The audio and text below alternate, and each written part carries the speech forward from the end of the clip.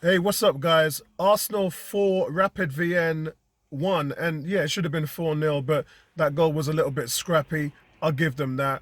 And sorry about the stream last night, guys. Had to split it in two. I won't do that again. If it comes up, then I'll just have to go through the motion.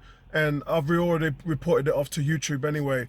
But those numbers and YouTubers are blocked from coming onto the channel. So hopefully it won't happen again. It's the first time I've witnessed anything like that in 2 years of me doing YouTube. But thank you anyway for you guys having the patience to stay with the program.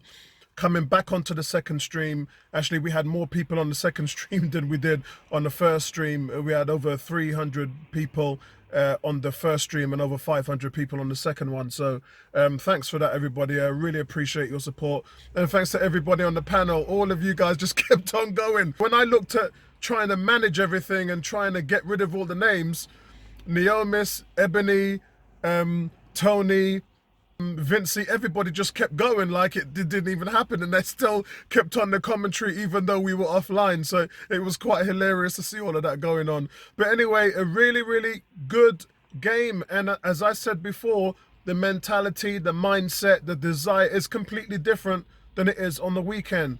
And one has to question, the more of these players that filter in on the weekend, the more success that team's going to have.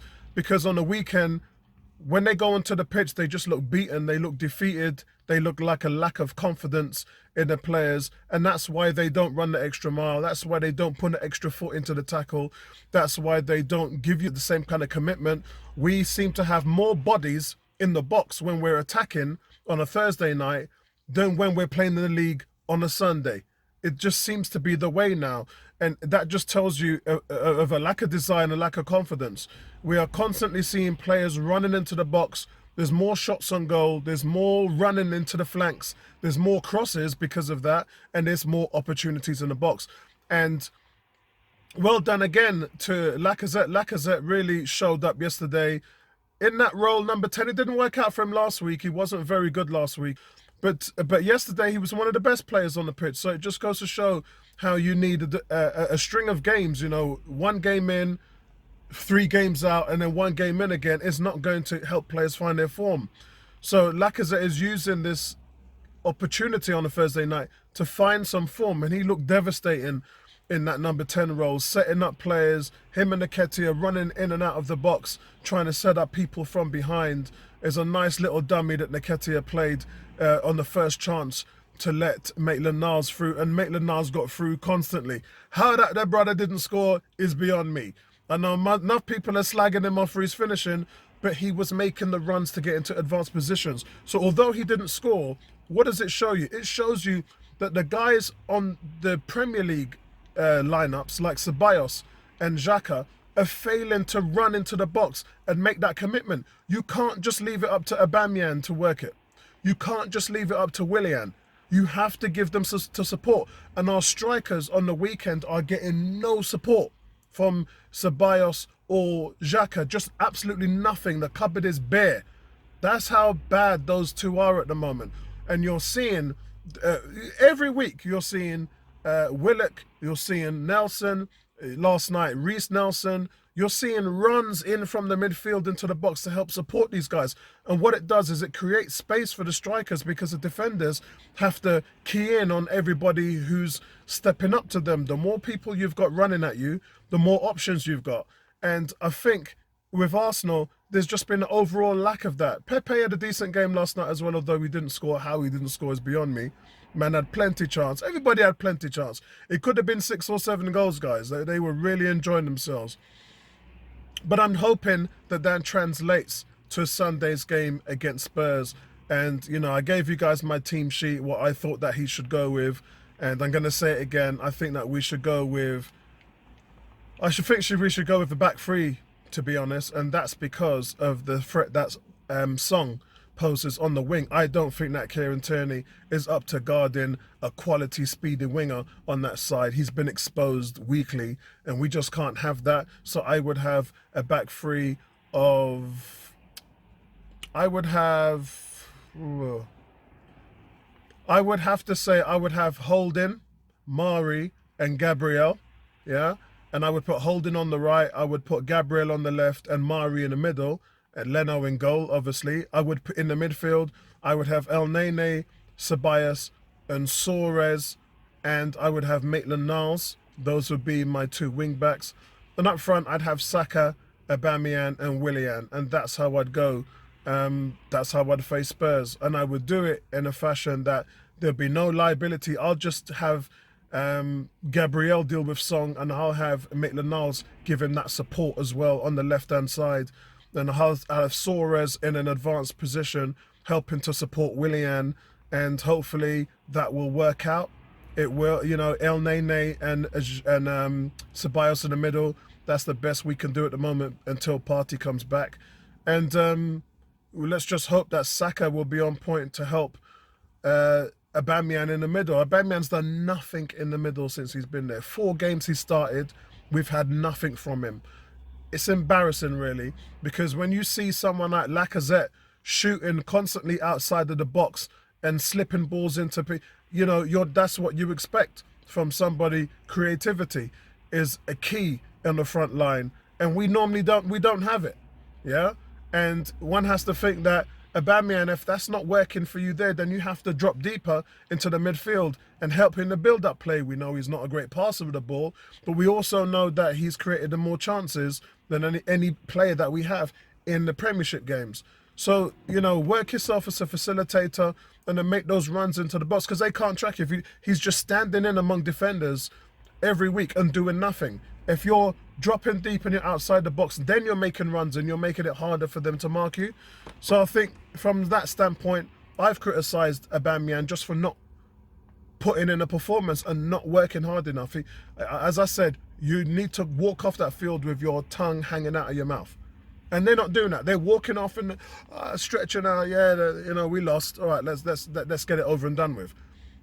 That's not what your manager wants to see. Your manager wants to see you.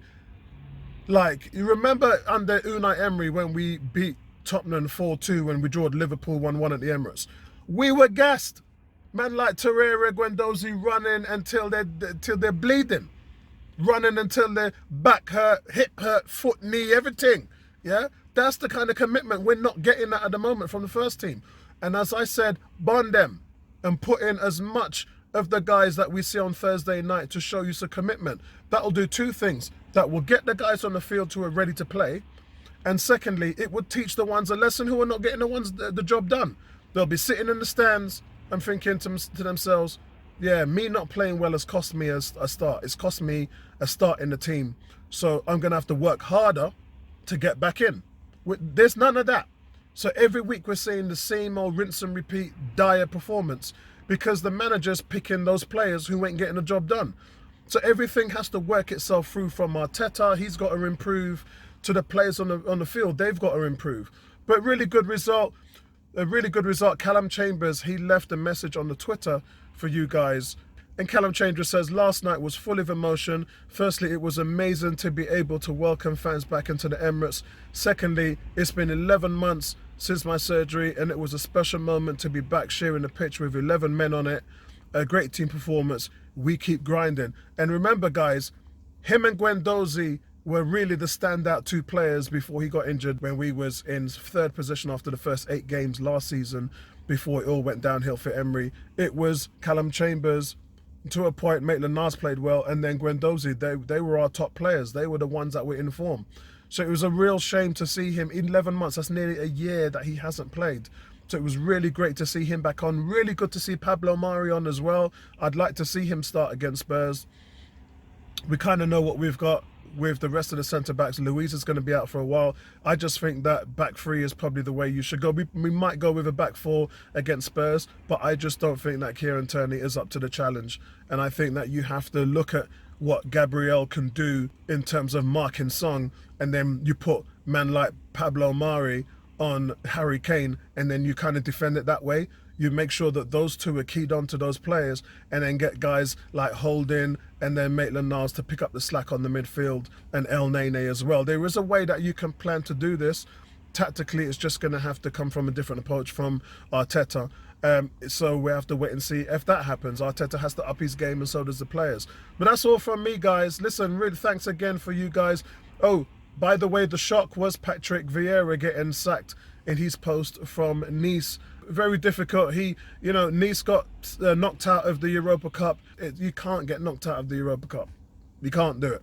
Yeah, that's just a level where you have to play. People talking about pub teams are there left, right, and centre. You can't afford to be one of those. Yeah, that gets pushed by the wayside. So for Vieira, remember, he's still under the banner of Man City. Will he go back there and replace Arteta as Pep's number 2?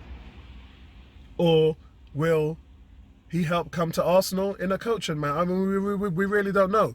We really wanted Cazorla. We really wanted Bergkamp. We really wanted, some of the ex-players to come in and help Mikel Arteta, because believe me, he needs help. Yeah, the coaching staff there is adequate, but it would be nice to get some more help in from that standpoint. But listen, I don't know what's going to happen, but maybe we'll get Patrick back. Maybe he'll go back to Man City. We don't know. We've got the Spurs preview coming up. Me and Andy are going to do that. And hopefully Bertrand might step in as well. Then we've got the game on Sunday where I'll see you guys for the live stream then.